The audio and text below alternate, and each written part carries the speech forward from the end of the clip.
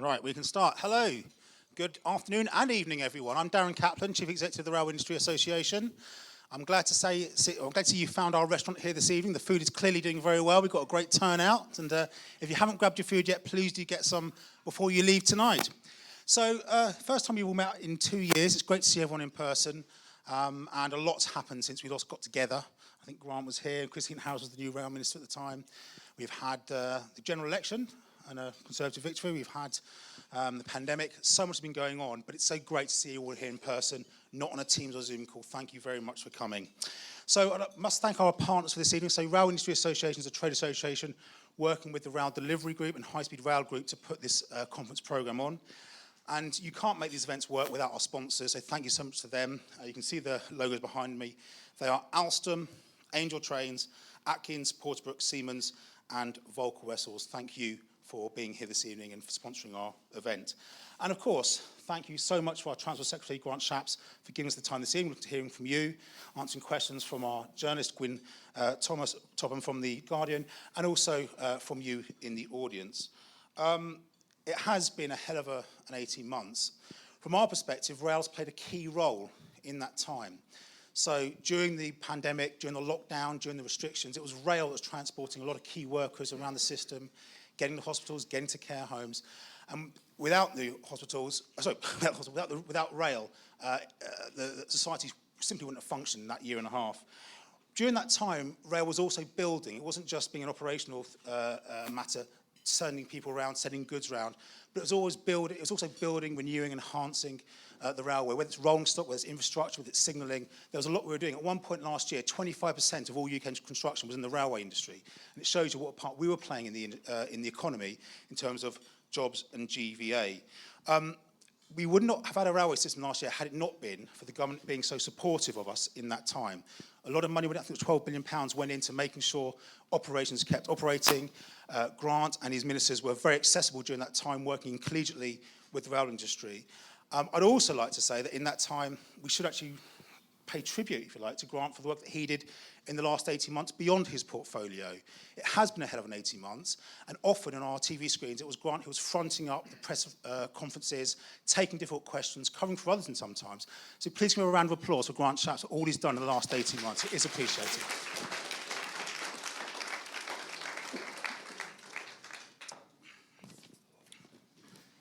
The lobbying bits come next. So,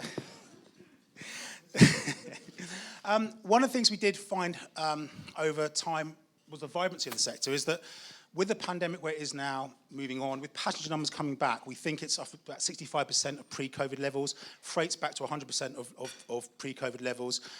Rail really can be one of those build back better sectors as the government's looking to build the economy in the months and years to come. It's one of those sectors that can help grow the economy. It's green. It helps in terms of levelling up. It helps in terms of global Britain. So rail really can help the government in terms of the economy in the future. Just before this conference season, Rail commissioned a report from Oxford Economics, the independent think tank, that showed that before the pandemic, or the last year figures were available, 2019, the railway industry was actually growing quite significantly before the pandemic hit. So in terms of jobs, between 2016 and 2019, it grew from 600,000 to 710,000 jobs. It grew from 34 to 43 billion GVA, and it grew from £1.20 invested in rail generates £2.50 in the wider economy compared to £2.20. And the point of all that is that we really can help the government build back better in the months and years to come if you recognise what we can give in terms of UK PLC. Of course, we do have some lobbying asks, and I won't take too long over them. We do need visibility of rail schemes that are coming up, enhancement projects, major projects, including, of course, HS2 and Eastern Leg, Northern Powerhouse Rail, Transport Route Upgrade. We've got to see these schemes come to fruition, and we need to know how they're coming about and when they're coming about so we can plan for them. So it's not about the actual budgets, it's about the timing and the certainty of those projects. Another big thing the government's working at the moment is decarbonisation. COP26 is coming up very soon. Rail can clearly play a part. We're a green sector. If we electrify the railways, if we invest in hydrogen and battery trains, there's a lot we can do to help the government deliver on net zero by 2050. So we can help with that agenda too. We can help with the Global Britain agenda if we can make sure we promote rail as the goods and services it does, we can promote what it does overseas, then that can help us as well. And the final lobbying ask, I guess, is your own plan grant, the William Shapps plan. There's lots of things in there, lots of positive things in terms of restructuring the railways. You mustn't see a hiatus in the work whilst that's taking place. It's really important that in the next 2 or 3 years, I hope you're recording this, in the next 2 or 3 years, rail projects do continue to go ahead whilst the decisions are made, and acceptably, there's a lot of work that needs to be done on that. So that's it from me. Thank you so much for coming tonight. Thank you, Transport Secretary. Thank you, Gwyn. And I'll hand over to our sponsor, Will Wilson from Siemens. Thank you very much, Darren.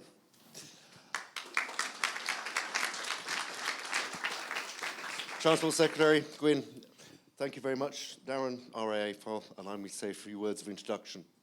So I'm William Wilson, CEO of Siemens Mobility. We are a large UK-based manufacturer, part of the global Siemens group. But we, like many of the supply chain, are really aware and really supportive of exactly what's going on with government. The prospect of reform in rail is really, really needed, perhaps overdue. And as we look towards Great British Railway, we can see that bringing the track and the train essentially together will actually make for one system and one system approach. However, we mustn't lose sight of the fact that there's the hiatus that we've seen coming out of COVID, the fact that we have a supply chain that is so reactive and has actually kept Britain moving right the way through and continues to do so today. We don't want to lose that. We don't want to lose our skills. We don't want to lose our people. We want to continue our training right the way through. And so perhaps a little bit of a reminder, probably not needed, that we can't afford to lose too much time in the creation of the Great British Railway, because we're really conscious of the fact that everyone's really excited and we're all planning towards that. We continue to train and invest. That, coupled with putting COP to one side, the already established route to decarbonisation with transport, where we've had trials with Porterbrook and University of Birmingham leading the UK in hydrogen technology. We've had trials with my own company with battery technologies, and we can actually deliver that within the timescales necessary. But again, it's about actually what are we going to do? We do an awful lot of talking. There's a whole industry in our rail sector about talking about what we can do, and actually perhaps now is the time for action. We look at electrification, we talk about discontinuous and continuous and battery. We are really pleased that we've seen a release from the Treasury of the next electrification schemes coming through, but we need to continue to roll that out as the most sustainable way of actually decarbonising the railway, and we don't want to get left behind. I'm part of a global company, 47,000 employees, probably the second or the first in terms of signalling, and certainly second in terms of manufacturing of rolling stock. And certainly if I look at what I have to do, and alongside my competitors, we have to fight for that R&D. We have to fight for that ability to homologate our products into the UK. And once it's homologated, we're actually a UK producing company. We make 90% of our products here in the UK, as do many of our competitors, and we support a supply chain in the region of 7,000 or 8,000 employees on top of the 4,000 that we employ ourselves. So we just want to continue growing that. We want to continue growing our apprentices as we move forwards, and we know that it can be done. Thanks to the RIA, we really have a good voice in government, probably the best voice in government that we've ever seen recently. But we need to just continue to keep that dialogue going. And, 2035, 2040, 2045, whichever target we're working towards across the United Kingdom, they're all actually not very far away. And if you look at how long it takes to produce a new train platform, let alone deliver it, we're talking a 10-year period. So I think I can hand over to Gwyn now. And thank you for being here. And it's a pleasure to be here myself. Thank you.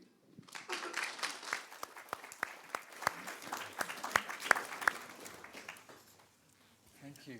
Well, we were saying just before, 2 years ago, we both sat here in opposite seats, and you were relatively new in the job at that time. Yeah. And there was talk of a review. At that point, it was the plain old Williams review, not the Williams Shapps review. But whatever plan you had for rail, it probably wasn't what happened in the next 2 years. Three franchises now in public sector hands, and the rest on emergency contracts. As Darren and Will both said, everyone is very keen to know what your plans are. They've been a long time in the making.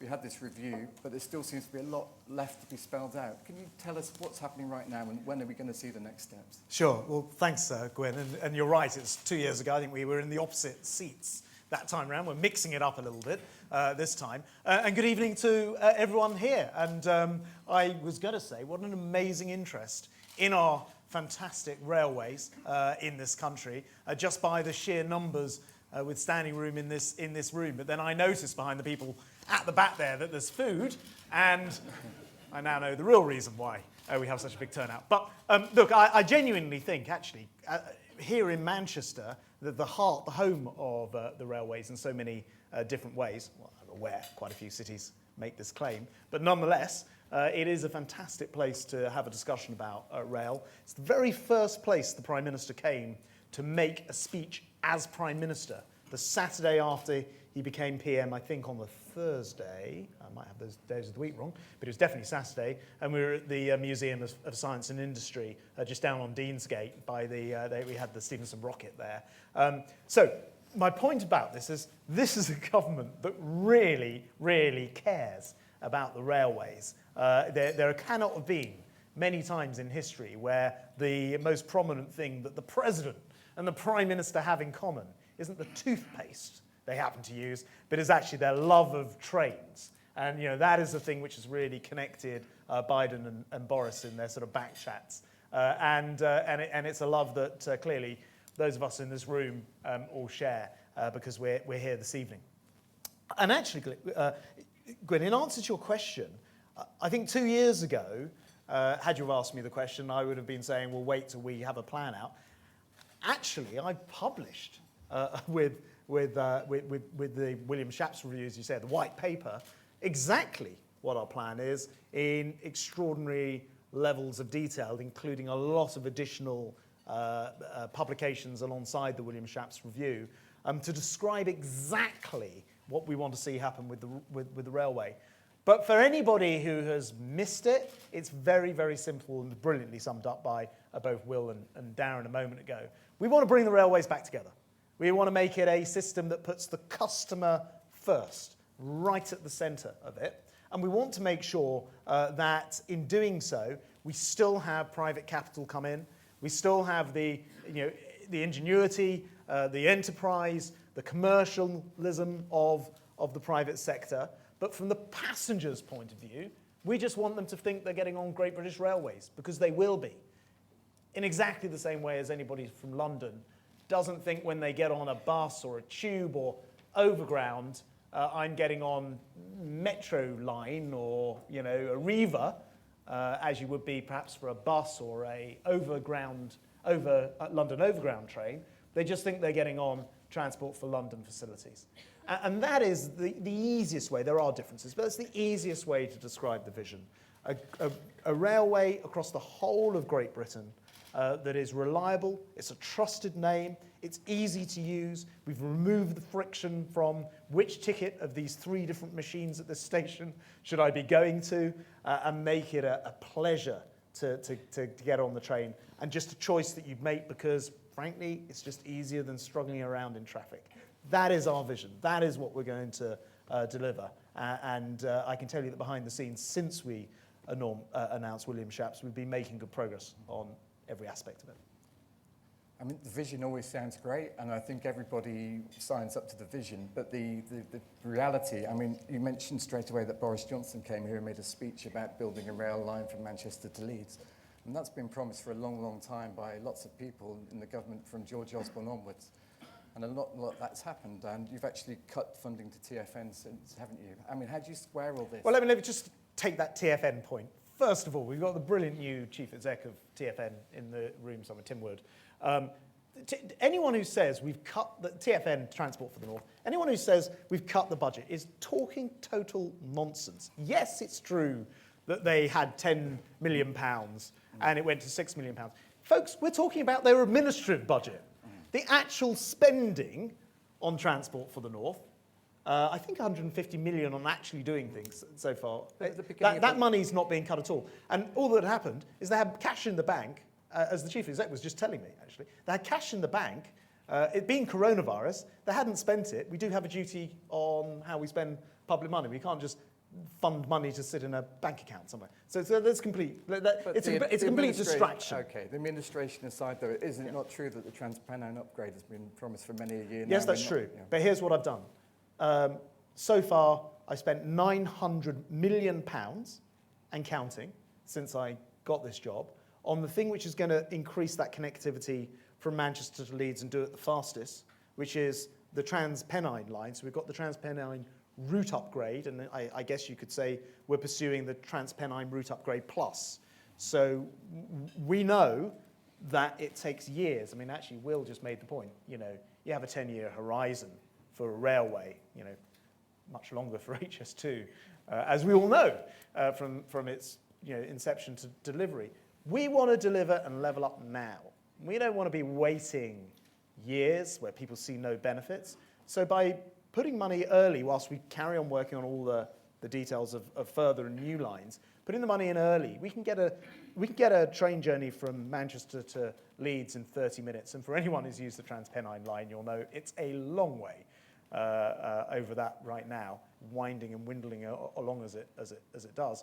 We can speed that up. So we're doing things which we're investing now rather than waiting. And I know we've got a room here full of industry experts, but also full of Tories. I just want to say this to the Tories in the room in particular. Since 2010, since we came into government, we've spent £29 billion on northern transport. So when people say, what are you doing for the Northern Powerhouse? Just 29 billion. That's the answer. Well, that's certainly a lot of money. If a Labour government had spent that, would you expect a bit more for return for now? Or?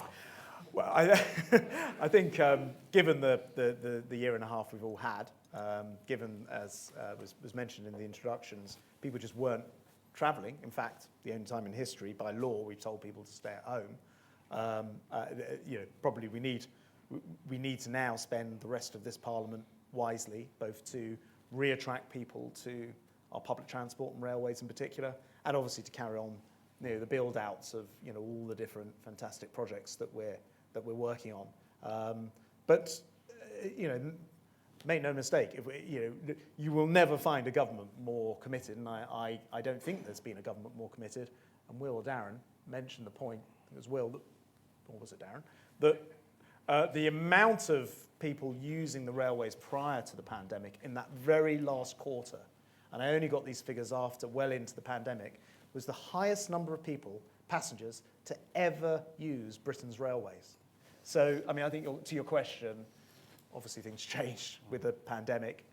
Of course, we want to get more out of our investments. And what will you do to get people back on the railways, apart from not allowing them to fuel their cars? Don't pursue that conspiracy theory, right? Who took the train here today? Hands up if you. Did you? Excellent. Did you? No, I took my EV. You already know. Yeah, I took my electric car. You already know this. We already had the conversation. Not the plane. Sneaky journalist. He called me 2 years ago and said, "Did you fly here?" No, I took my EV. And at a time when not everyone we're getting into EVs. Yeah. 600,000 of them on the road now. We're all used to range anxiety now, though. So the range is getting better. The range is getting better and better. But look, I think it is the case that actually coming out of the pandemic, everyone needs to make that first journey. And when you make the first journey, you feel, oh, actually, that wasn't so bad. I mean, look at us in this room, right? 3 months ago, it would have been unimaginable for us to be sat in this room, reasonably close proximity. I don't see face coverings. Is there anyone in here who hasn't been, jabbed by now? I'm not going to do the survey on it, but if you haven't and there's no medical reason, you're mad. 99% of people who have died since January in our hospitals from coronavirus didn't have jabs. Most people realise that in this country have gone and got jabs. And because of that, there's a feeling of safety coming back because people know that they're jabbed and that everyone else is jabbed, and it's extending into our public transport, and we're seeing the numbers rise month on month again. But we're not leaving it there. I introduced these flexi tickets, which means that people can get a season ticket, which applies, you'll always be better off if it's 3 days a week, plus sometimes 2 days, but 3 days always, although when I say always, I'm aware that the current ticketing prices, reasons, and wherefore are so complex, it's very hard to tell. So always check, and we've set up a website to do that. But they've been very popular. Tens of thousands of people have been buying flexi tickets, and that's helping people get back to travelling on the train. So we'll carry on doing all those things, including a lot of the stuff in the white paper, which is all about making travel a lot easier for people.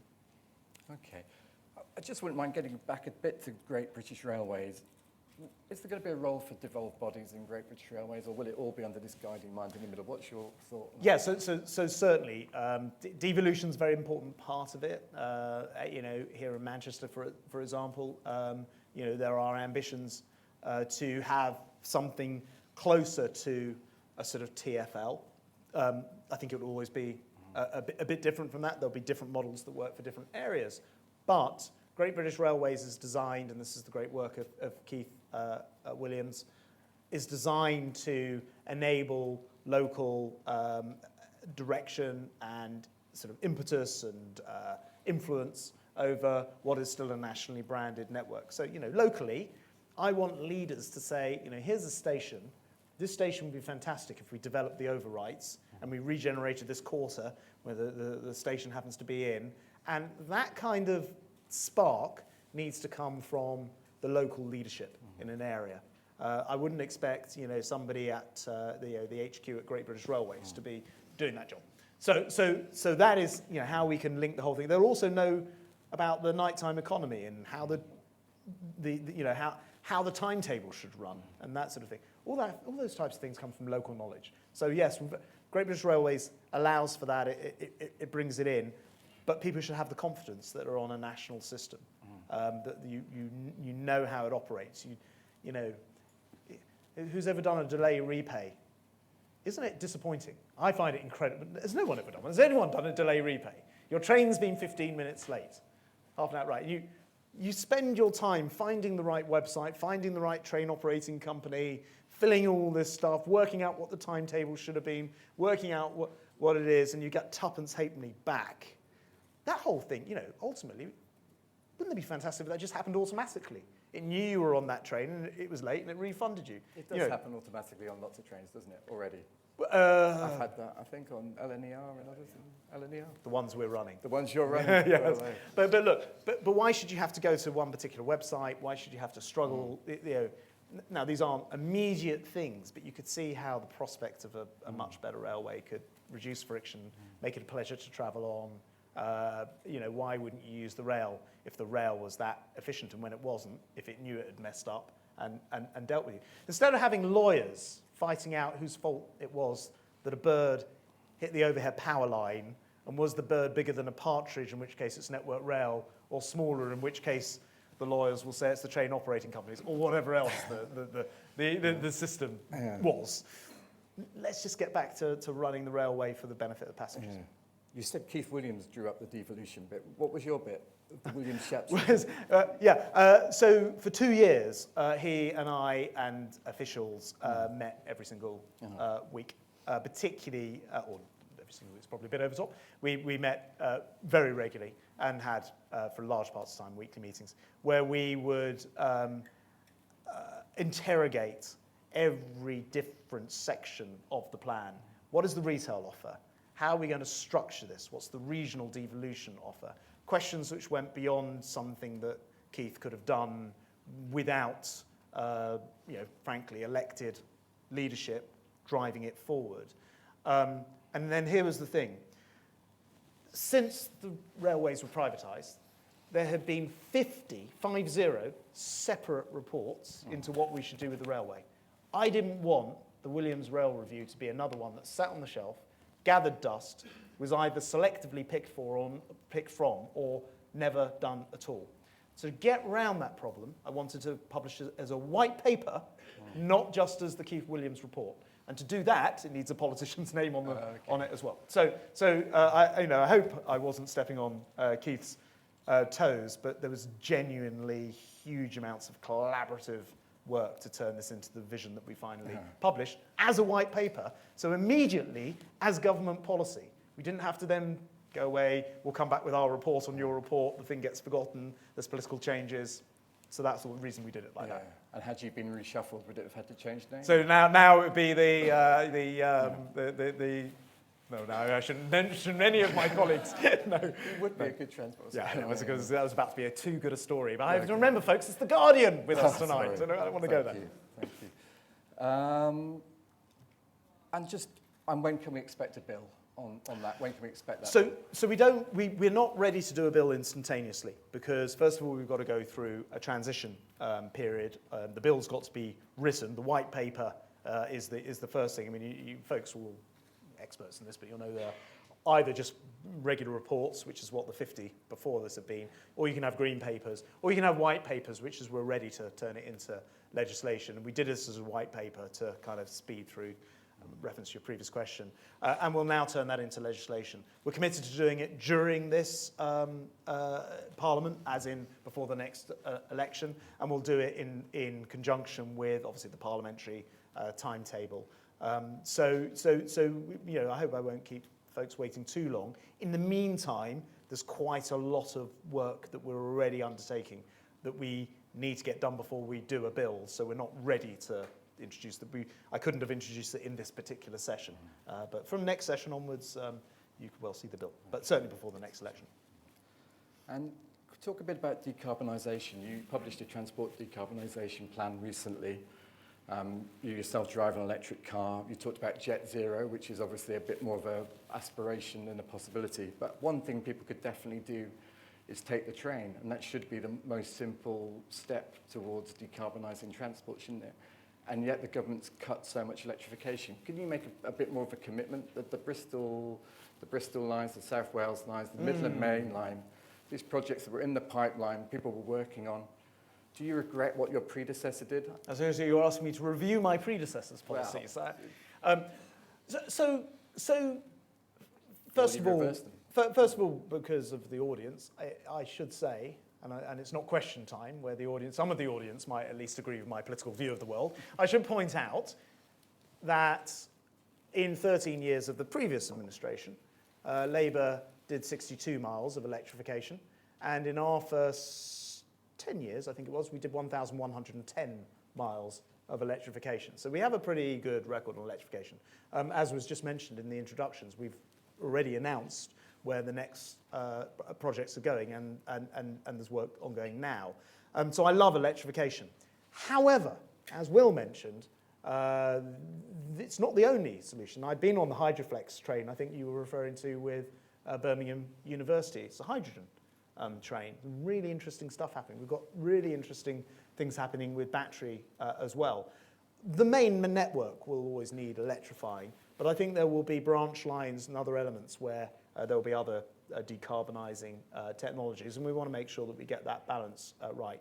But you know what, folks? Electrification's expensive. We have to balance that off with, do you want to do more electrification, or do we want to build more lines, or how are we going to do that? And you know, as you all know, I'm a huge enthusiast for undoing a lot of the, I think, butchery of the Dr. Beeching eras and all the closures from his 1964 report, I think it was. And we're on our way to do that. And later this year, before the end of the year, am I giving away trade secrets? I'm looking at my... Right, we're going to reopen the first line that's going to reopen under our Beeching reversal plan before this year's out, and with others in the works. And it's really exciting. Anyway, you only have so much money. You can only spend it once. As you rightly say, train is already an incredibly carbon efficient way to travel. And if you take some cars off the road, you're already benefiting it as well. But I do want to electrify more, and you know, I will no doubt be saying more about it in big transport announcements forthcoming, like the integrated rail plan, for example. Which will come... Presently. Presently. Yes. Yeah. Sorry, I've lost my train of thought, but you had this acceleration unit in terms of speeding things up. What's that accelerated? Yeah. So this first railway line, Beeching Reversal, which is going to open in really record time, given how long rail projects take, has had direct intervention from the acceleration unit, and wouldn't have happened at the speed it's happening without it. So I mean, it's a bit techie and geeky, but within my department, like all of you, I'm frustrated by, particularly big infrastructure projects taking forever. And so I set up an acceleration unit to try and learn the lessons of things that go well, not in rail, but on roads. The A14 is a road, Cambridge to Huntington, delivered 8 months early, delivered below or on budget. I think actually below budget, actually. And what lessons could we learn? And I set up the acceleration unit to learn those kind of lessons, apply them to rail and elsewhere. And that's what they've been doing. And there are projects which will now come on stream much, much, much quicker, both in rail and road and elsewhere. And I think actually just one overarching question before I open it to the floor. As you say, you've spent an awful lot on rail, partly due to the pandemic. Do you think the Treasury is going to want to reclaim that in fares? What do you think will happen to fares next January, and what are you arguing for? So I think as a country, we have built this extraordinary rail network, which kind of went down after beaching, but is coming back up. In other words, we're building more miles of track. And I should say about Great British Railways, make no mistake, we want there to be more passengers and we want the network to be bigger. I mean, this is what Great British Railways is all about. And so I think that having that sort of front and centre as we work to expand the network is really important. And I think this is very exciting times. And it's not just the big high-speed rail projects. It's also the very, very local, super local, and doing those both things together, the beaching reversal type things, means this must be the most exciting time ever on our railways. Sorry, I'm not sure I really answered your question. No, you didn't. No. It was Politician. It was about rail fares, and do you expect Yeah, that well, they will look, I actually mean- increase over inflation? Were you Look, sure? sorry, I was going into a sort of long-winded way of simply saying, if we make our railways attractive, if we build them where people need them to go, and the state owns all of these assets, then it makes sense for the state to sort of, as a sort of accountant would say, to sweat those assets. In other words, why wouldn't you want as many passengers paying their fares as possible in order to repay all of that public investment? So you ask about the attitude of my colleagues over at the Treasury. I was, having this conversation with them only last week, and they agree with me. We want a railway that attracts people, that repays the massive public investment that's gone into building this infrastructure. So, sorry, do you attract them by keeping the fares frozen? Or Well, I think there are lots of things you do. So fares frozen isn't, or affordable fares or whatever, is one How part. much is the fare from London to Manchester? Do you It depends what time of day you get. An off-peak return. Well, on Sunday. Roughly. all right, help me out here. To the nearest folks. £20. I'm going to say 60 quid or something like that. 94 off-peak return. My son yesterday came up here. Okay, he's only 17, so he was using his third off from the fantastic rail card that I put out there. I know he paid. That's why you did. And I know he paid 40 quid, which is why I went for 60. And one of the things that's so confusing about rail fares is that it is very hard to track them. They move out all the time. It depends on the time of day, and I think there's lots that we can do to help there. But, and this is the point I was going to make, it's not only about fares. When I get on the train where I live, in Hertfordshire, outside of Oyster, they have put in the machine, which looks like an Oyster machine. I just tap my phone on it or credit card on it, it's contactless, and I go into London and I tap out, actually on Oyster, even though I'm on the main rail network. And I have observed mine and my constituents' behaviour. Now they brought this thing to my constituency, and people just say that it's now much less hassle to use the train.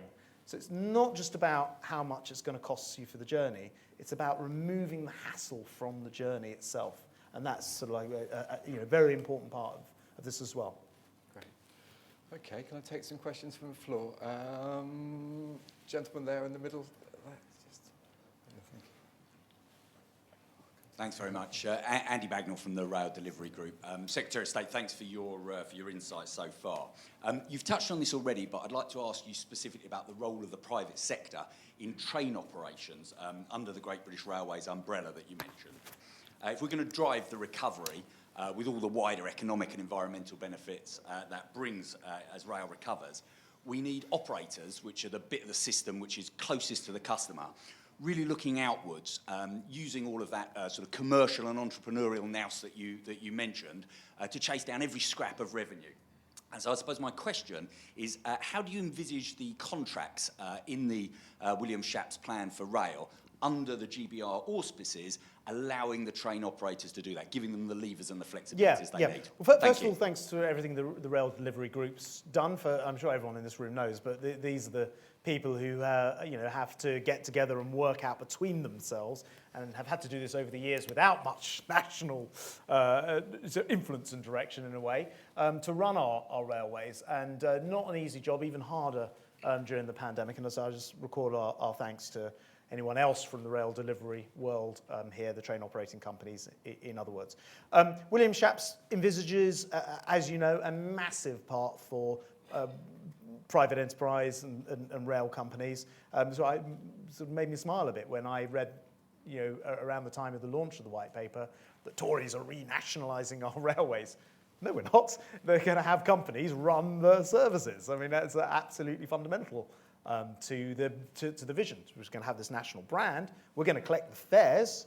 We're going to have passenger service contracts in the future world, and we've moved towards those passenger service contracts. Actually, in this case, using the position we found ourselves in because of coronavirus through these national contracts that we're going through at the moment to get to the final version of them. So there's a transition going on to get to those. And look, from the passengers' point of view, I want them to get on a Great British Railways train. I can't wait to see Great British Railways branded trains running around. But I only want them to run around, driven around, if the service quality is genuinely better. So every time there's a yet to be revealed, invented GBR, Great British Railways logo on the side of a train or ticket or whatever the thing is, that has to be better than the thing it replaced before. And I need the train operating companies to be completely behind that vision, which I think they are, and capable of delivering it using their skilled and entrepreneurial approach, their passenger-orientated focus, to make sure that the person getting on that train gets a superb service, innovative, comfortable, warm in the winter, cooled in the summer, Wi-Fi that you can actually use, and all the rest of it. Comfortable seats, not those cardboard ones that exist. Anyone else think they like ironing boards? Maybe it's just me. That's what we want from our train service, and you guys are going to help to deliver that, and you're going to bid for these contracts, and you're going to make your money by running the trains on time, and by providing a really excellent service. And that's how you'll get paid. So your entire focus can stop being fighting about the bird that hit the overhead line and who should pay for it. It will be on how do I give passengers a great service and how can we be paid for doing that. I think it's a really fundamental shift that this Great British Railways will represent. High quality service, brilliantly delivered in partnership with you guys. Okay, man at the back there. Hello there, Andrew Edwards, just to help you out, Grant. Yes, change, London North Western, change at Crewe. You'll get here for less than 60 quid. You're just going to make one change, and that's without a rail card. There's an expert. I just wanted to ask Everyone's changing their tickets now. Yeah. Yes, absolutely. London North Western, change at Crewe, dead easy. I just want to ask you to say a few words, if you'd be so kind, about freight. Really important in the week that we've just had, given what's been happening at the petrol stations. I know that freight inquiries have gone up a lot this last week. I don't want to say everything's shifted to freight. These are contracts usually which take a long time. Just as I was saying about passengers being king and queen in our new Great British Railways setup, so will the freight companies, because they are the customers. And it clearly makes sense, clearly, from decarbonisation point of view, from decongesting the roads, to move freight around by rail. And so I'm very excited about the opportunities for this. It's been thought that in the last few decades, the amount of freight by rail has gone down. There was a long-term decline. That long-term decline was largely to do with things like coal not being moved around the country because the coal contracts ran out because a lot of the time we're not running coal stations anymore. And I think by a year or two's time, we're not running them at all. So there's just less coal to be shifted around the country. That was a large part of the freight work, that type of movement. But freight now, I think, will fall into lots of different categories. We're all home shopping more. We're all, pandemics, sped a lot of this stuff up. More of that we can get onto the rails, the better. Clearly, there have to be freight paths for that to happen. And I know that freight companies have often found it frustrating to sort of get their path through all of those commuter trains. And there we have two advantages. One actually has come about because of coronavirus. It has meant that we can have a more clear-eyed look at the entire network and making it work more, be balanced better as we build the network back, simply because we've started from much lower passenger numbers. And secondly, Great British Railways offers us that opportunity because it's a national organisation, because it owns the tracks and collects the fees and what have you, to put in place a railway which is able to be used at greater capacity.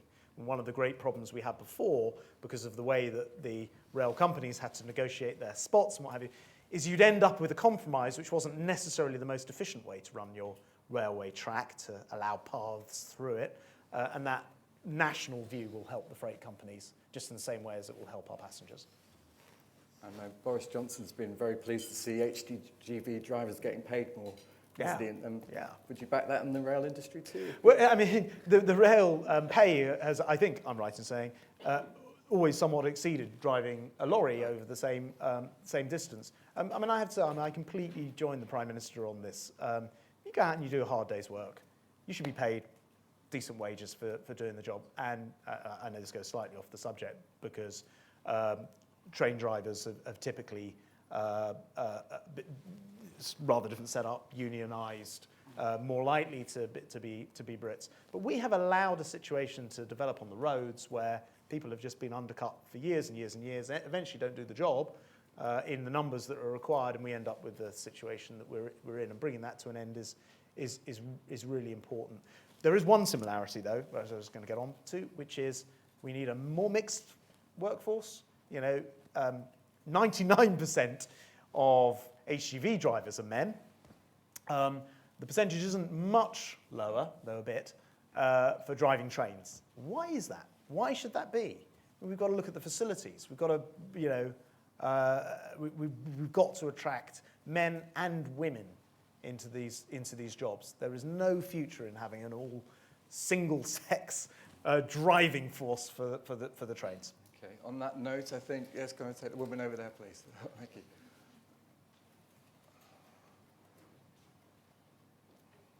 Hi, it's Emily Ashton at Bloomberg.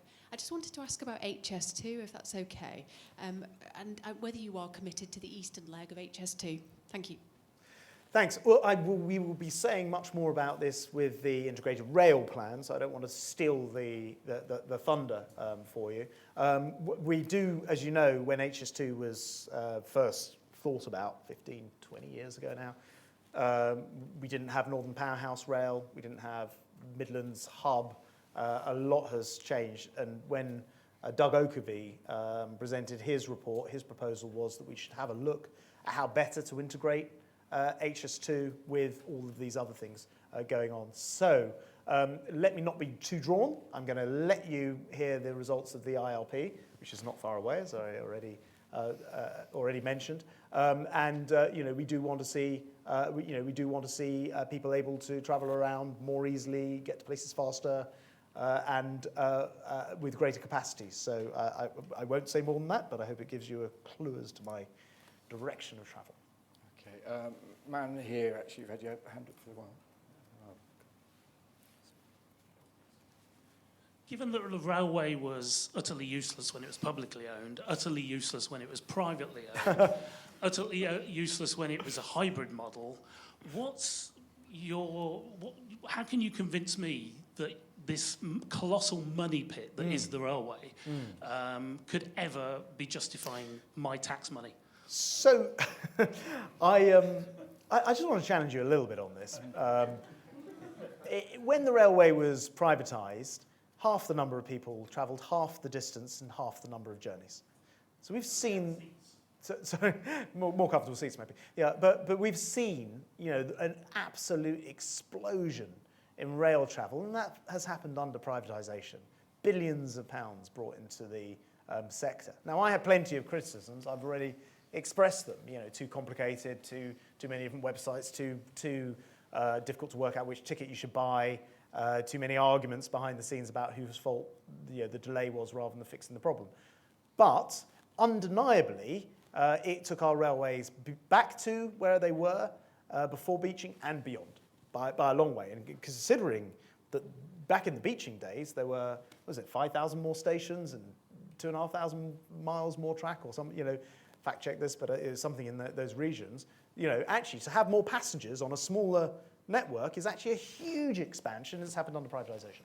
However, I'm the first to accept it wasn't, it reached its limits. It became too complex. Why should you believe it can work? I think TfL is a good place to start. Most people get on the London Underground, the Transport for London network, and kind of feel like the thing is linked up better, it's more reliable. And I think there are limits to this comparison, but I think it's a pretty good starting point. You have a chief executive who's held to account, the commissioner. You have a political figure who can tell them what the expectations are, as Boris did when he opened up nighttime travel or whatever else you want to do. And we'll have the same relationship. That's a similar approach. So, absolutely we can do better. We're putting, billions of pounds into the infrastructure, and we should demand absolute excellence out of the other end. And I think that will be easier to do under Great British Railways with proper national leadership, but with all of that entrepreneurial activity properly guided underneath it. Man there in the mask? Oh, I think this is a colleague of mine. Hi, thanks. I'm actually a Guardian colleague of Quinn. You probably didn't There you go, recognise me yes. wearing a mask. I just wanted to ask something which is a tiny bit off the kind of remit of this. It's actually the comments you made about masks. He basically said that it's a good, from what I understood what you said you were quite pleased to see virtually no one in this room wearing a mask, that, it's a sign of people are happy to mingle and things like that. But that goes completely against what the government advice is, including what the government advice is for public transport. So which is it? Should we follow the government advice or follow what you say? First of all, I don't think I said I was pleased. You can check the record. Someone will wind it back. I think you are potentially putting words into my mouth. I was simply making the comparison that 3 months ago this wouldn't have been possible because we hadn't come to the end of the programme of vaccination. And it is undoubtedly a good thing that society is able to reopen up. We've seen that having a very positive impact, for example, on my kids' lives or the ones who are still in school, being able to go back to school and being able to get on with their lessons and all of the mental health issues that being stuck at home during the lockdowns brought us. So I merely am pleased about society being able to move on. Do check my words, I don't want to be misrepresented. But the second point to make is we haven't said that people should wear face coverings on public transport in as much as we've removed the law that requires people to do that. So factually, it is the case that there is no requirement on public transport unless the condition of travel, in other words, condition of carriage, is that you must wear a mask. TfL have taken that decision. You must respect it. And I do. If I'm on TfL, I would put a mask on because that's the decision they've taken in particularly crowded circumstances. On the other hand, we didn't think that it made sense to keep that law in place when you may find yourself the only person in a carriage, late at night on a journey somewhere, and to have a law in place is too blunt. So don't characterise me as some sort of nutter in either sort of direction here. I just think that it is a sign of society being able to reopen up when, something like 93% of adults now above 18s are first vaccinated, over 80% second vaccinated. We have done remarkably well as a country in being able to open up again, and I think that is a very positive thing. As I said before, 99% of people, sadly, who've died in hospital from coronavirus since January have not had their full dose of vaccination. This is an important fact that we need to remind people, so everybody who can gets themselves vaccinated. That's the wider, more important point. Okay, a question there, please. Woman there. Just, yeah. Fabulous. So many years ago, I first moved into South London, and we had the Bakerloo line extension to Lewisham as an inception and a concept at the time. And many years later, I've since moved out, but I still have family who live there who would very much like that extension to happen. So is there any chance that it will happen? Is it going to be part of your plans for the future, given that you were so excited by the other new tube stations that recently opened? Yeah, a couple of weeks ago I opened Yes. the first 2 new underground stations on the network this century at Nine Elms and Battersea, and it's fantastic to see. Obviously, with coronavirus, it clearly has knocked timetables for lots of different things, not least because everyone's focus was on fighting coronavirus, quite rightly.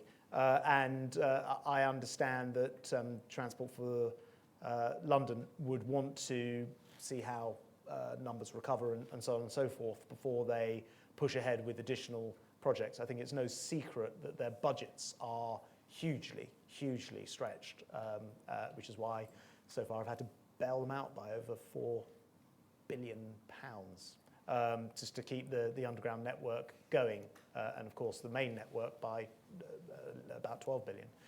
So to answer your question directly, I have just recently, in the last 6 months or so, safeguarded some land that would be the extension of the Bakerloo line. I think it didn't get particularly picked up at the time. It was during coronavirus, still dominating the news. And I'll be pleased to keep that land protected. But clearly there are other projects that TfL are interested in getting finished off, not least the now very overdue Crossrail, which they have control of delivering, and I think we all want to see that delivered before embarking on other plans, which are big infrastructure projects. But it's there, it's safeguarded. We'll have to see how numbers come back, and I'll have to speak to TfL to find out what they want to do as their next project. This is Crossrail 2 as well, of course. Gentleman here in the front row. Tony Johnson from Chief Constituency. Could I ask that when you consider HS2, that you give... Sorry. Could I ask when you give consideration to HS2 that you prioritise reconfiguration of the rail networks in Greater Manchester so that we can have a route through the airport, but we can also ensure that local stations are connected to the airport. Otherwise, we're going to have, it's going to take much longer for those living in South Manchester to actually get to London.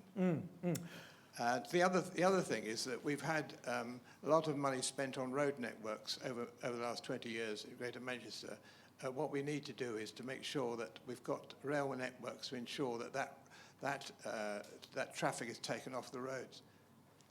Yeah, no, I think that's absolutely right. As we work on the Crewe to Manchester part of HS2, so-called 2B West, those decisions about how to link HS2 up are very important. There's also obviously the local network, and actually goes back to Gwyn's earlier point about how we tie together the local, regional asks into the bigger plan for our rail network and Great British Railways itself. And I think actually, again, this will benefit from the white paper because up until now, it's often not been very clear what the routes are. How do you express a local interest in improving the connectivity between one town and another? How would you ask that to be taken through? The answer is there's something called RNEP, which is a network of pipeline projects, but it gets very complicated because that's not part of HS2, and clearly this, with things like the airport in Manchester, would be.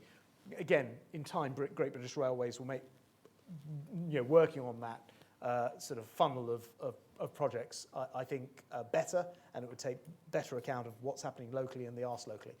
With some of those projects, I know the answer is that there's local money that has to be brought in, so I will be, obviously knocking on the doors of, or already am, of local leadership here in Greater Manchester to see how we're going to make the budgets work. In other cases, political leadership locally in different commuter areas of Greater Manchester will be important as well. So I think the answer is there are lots of different ways to do it, but your end point is absolutely right, that the more we can link up, the more we can do this, the more you take the traffic off the roads or the necessity to use the roads, and the more you level up and the more you increase the productive capacity of the economy. And I studied here in Manchester, I worked here for a bit, my wife's from Manchester. There is no difference between Manchester and London, other than,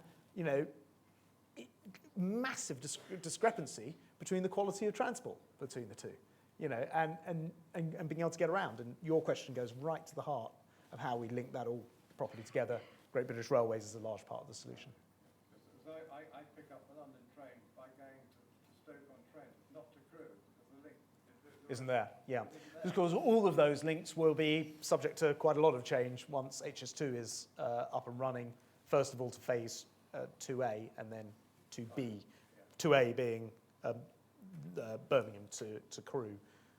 And there are then decisions to make still on 2B West about how the whole thing links together. And we're moving towards a bill which will make those proposals.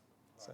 Greater Manchester reconfiguration should come before the HS2. So not to elongate the answer, but we're also doing work on one of the other things which is having a major problem, not just on Manchester, but on all of the North's rail transport, which is the Castleford corridor just down the road, where there is massive congestion between lots of different types of trains and operators, and a huge constriction in the artery of the whole of Northern Rail, and it actually stretches right across the north. I mean, it actually impacts trains right over on the East Coast and further north and so on and so forth. So it's probably a much deeper conversation to have about all this. Okay, maybe I'll take a couple of questions together now. Right at the back, I know you've had your hand up for a long time with the mask, and then one here on the front row. And yeah, I'll come to you. Good afternoon. I'm just wondering, I live in Bedford where, if you take COVID out of the situation, one of the big stories in the local area has been the East-West rail link. And with one particular thing, should it be 4 lines or 6 lines, knocking out houses at some point? I'm just wondering, what's your thoughts on that? And are you excited for it? Are you nervous, apprehensive? What's your thoughts on it? Can I take a second one here quickly as well? And then we'll go together, East-West. Laurie Quinn from Atkins. First of all, Secretary of State, thank you for acknowledging the great innovative work on the A14 project, which proves that organisations like Atkins can work on roads and railways as well. Yeah, I do actually. But in terms of the government's policy, free ports are obviously a very, very important part of the dynamic that's going forward, and obviously the Chancellor seems to have a big keenness on this. I just wondered, what are your thoughts in terms of how can the railways bring about that really vibrant change in terms of that important aspect of logistics and job creation and all the rest of it? And on East-West, could you just talk a little bit about electrification versus diesel trains? Yeah, so on East-West Rail, which is a sort of great sort of master plan to link up Oxford and Cambridge and Milton Keynes and Bedford and other places in between. There's a sort of arc and potential for quite a lot of expansion, people and business there. And as you'll know, probably I've already approved phase 1 of that project, and work is pushing forward. And over time, we'll describe how we want to sort of get the rest of the railway line there. As ever with railway, what you want to do is both help to drag behind it the economic development. Think of the Industrial Revolution, and railways went in, and wherever a railway went, so did productivity and people and homes and businesses and what have you. But also, I think it's fair to say, in answer to your question, not get so far out in front that you build a line to effectively, which is yet to be required because the rest of the business and enterprise hasn't gone in, or homes or whatever else. So, I mean, just completely candidly, those are the judgments that we'll be making over East-West Rail. The first section, though, is already kind of baked in, and we'll look to continue it. I think it's a great project, but timings and so on and so forth wait for more. On electrification of it, of course, we want to see all of our railways zero carboned. As I mentioned before, some of it is waiting for the right technologies to come along. And so in terms of timing, first of all, it's important to say, actually, even the dirtiest of new diesel trains is magnificently cleaner than old diesel trains. They're entered a new Not the Hitachi class. ones that we've just...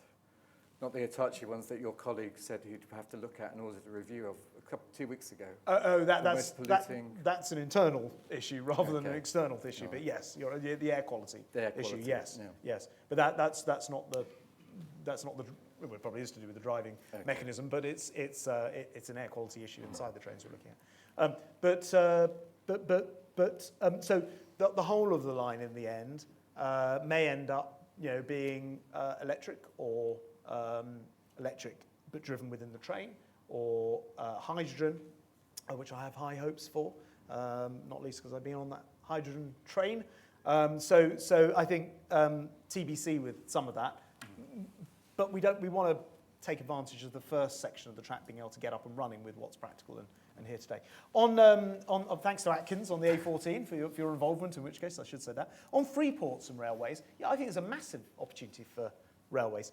One of the great pleasures I have in my job is periodically, but surprisingly often, I'll have a completely unsung piece of advice in what they call submissions that come to ministers, which I'm always delighted in signing off. They never get a column inch.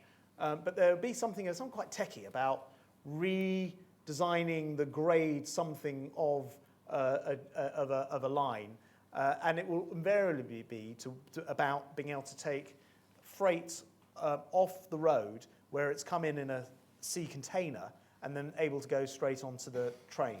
And these will be multi-million-pound schemes. I never read about them in the newspaper. Obviously, we publish the fact that we're doing it. I never read about them anywhere. I find them incredibly exciting because every time you do that, you're removing that freight from the roads. You're probably stopping it from having to be transferred off a sea container, onto a lorry as well. So it's both more efficient and removes people and carbon from the road. So you win in every possible way. And I say, whenever one of these schemes comes up to me, I absolutely delight in signing them off.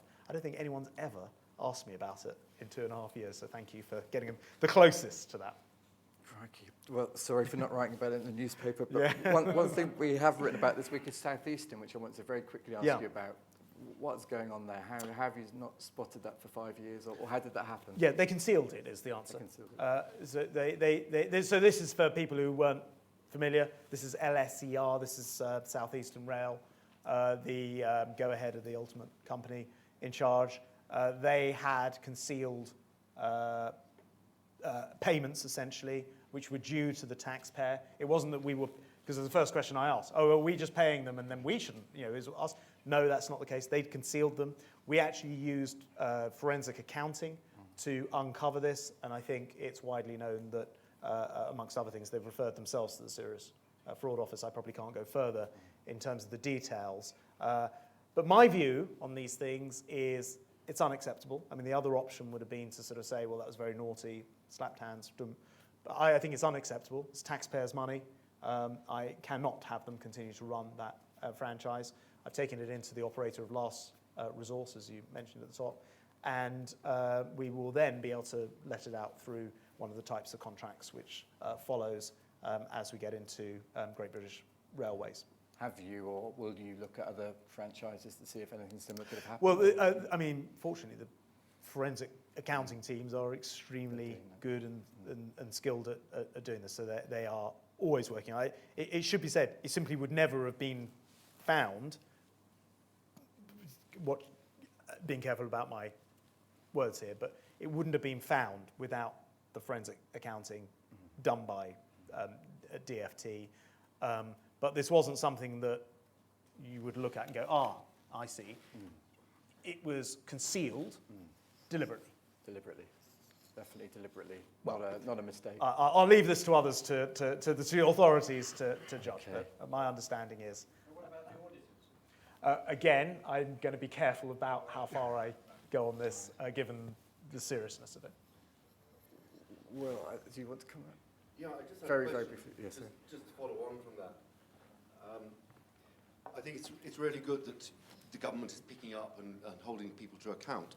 I just wondered how you were going to deal with perhaps the rest of the supply chain when you take train deliveries or infrastructure overruns, indeed the cost of electrification, because we have worked under a regime whereby it's not okay to get it wrong, but we don't actually have much repercussion. And is that something that will be addressed as we move forward?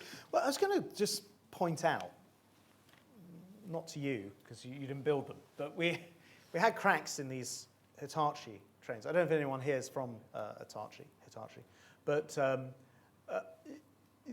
it's not a story that anyone's written, but actually from a taxpayer point of view, the taxpayer has been completely protected by some very well-written contracts in advance, which both I imagine with Hitachi, but also with the Roscoes, the leasing companies, which has meant that despite the fact that this was quite a calamity and obviously required, quite a costly problem to occur, that cost has not fallen on the British taxpayer. And so, actually, in answer to the gentleman's question over here, half an hour late, what did privatising it ever do for me, kind of thing? That wasn't actually the question. I paraphrased. But actually, here's a very good example where if there were no private organisations involved here, the taxpayer, would end up picking up probably the whole cost of these things. But we've been protected, and I imagine it's a lot of millions of pounds. Well, I know it is involved. So I believe in holding the sector's feet to the fire. I believe that you cannot, if you are a train operating company, disguise money that should be paid to the taxpayer, or, as said. If you are the manufacturer or whatever, then you will obviously need to pay for the quality of your goods and any problems that come up. And by the way, I know you're not Hitachi, but Hitachi have been very good at coming forward and doing that. There's no implied criticism here. But I also want to make this an interesting, profitable, worthwhile sector to invest in. So I want train operating companies who aren't even train operating companies, right? Maybe they run buses, or maybe they do something else entirely right now, to come into this market and provide fresh blood and competition. So that's the kind of industry. But know that, of course, we'll hold you to the highest standards, of course.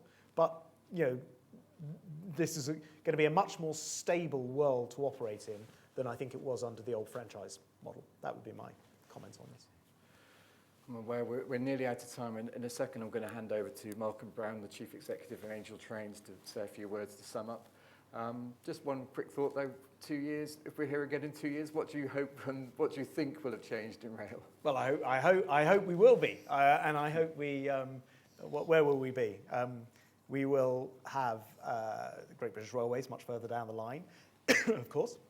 We have opened up quite a number of, or more, of the beaching reversals and chosen others, I suppose, for sure. People will be starting to see some of the benefits of Great British Railways, simplified network, single authoritative voice and brand, and most of all, I hope, that we will have seen a continued increase in people using, and freight using the network. And that would be, if I had a wish and a goal, it is to make sure people feel safe and secure.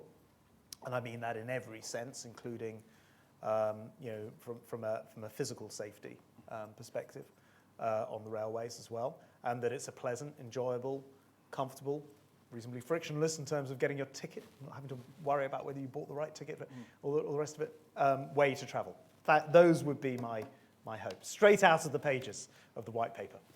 Okay, thank you. I'd like to hand over to Malcolm Brown. Thank you. Thank you, everybody. I've got the short straw of having to sum up this evening what has been a massively wide-ranging conversation, Secretary of State, and thank you for taking all those questions. We have gone from A14, Freeports, and Cheadle. So always good to cover these points. But I think in summary, the key messages that I heard was, clearly a message about passenger first.